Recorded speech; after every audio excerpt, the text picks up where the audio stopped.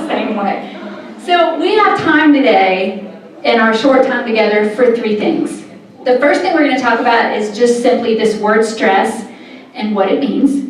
The second thing is a few things to encourage you to take care of yourself. And the final thing is the really important stuff that I want to cover, and that's the study that I did and what I hope you'll walk out of here with a whole new enlightenment about stress. I want to talk about you taking care of your very identity.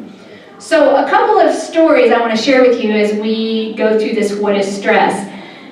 2 stories. So I was married before, and 1994, it was 4 a.m., 3 days before Christmas, and my husband then, I woke up to his voice saying, "Get up, the house is on fire." We got our kids, we got our dog, we kicked out the screens, we climbed out of the house, and the house burned to the ground. Now, as an aside, I thought this was funny. So, not that the house burned down, that wasn't funny. But the media, my husband then was a police officer. So we had television coverage, we had newspaper coverage. So this lady comes to interview us, and I want to tell you I want to read to you what she says about my husband then, about my children, and then about me. She says, "What do you say to a man who is devoting his life to serving the public as a police officer, then loses everything he owns in a house fire 3 days before Christmas? What do you say to his children, aged 2, 4, and 6, when they ask where their favorite stuffed animals are? And what do you say to his wife, who lost every dish, pot, and pan during the most festive season of the year?"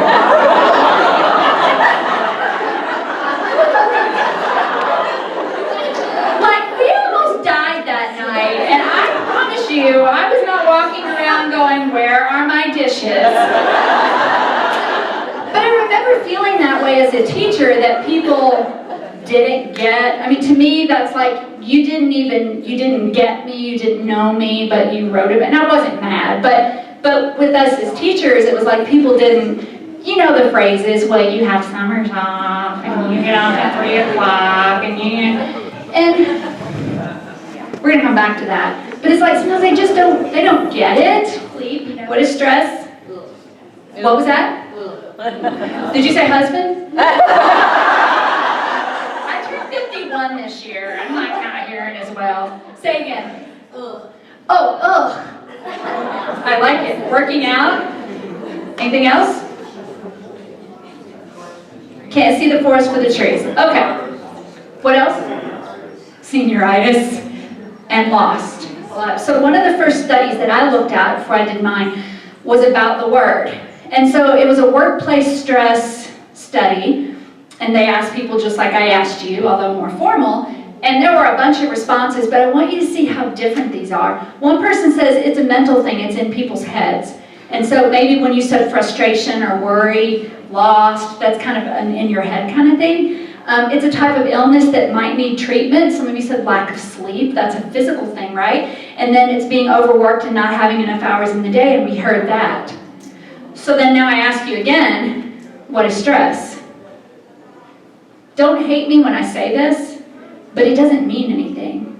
It's the worst word out there. And I think that my purpose on the planet, other than, my faith and my family, is to eradicate the word. I am like on a mission to eradicate the word because it doesn't specify anything good. So we'll come back to that word, but that's the first thing I want us to do is consider the fact that we don't want to use the word anymore, because this is my favorite definition. Stress, in addition to being itself and the result of itself, is also the cause of itself.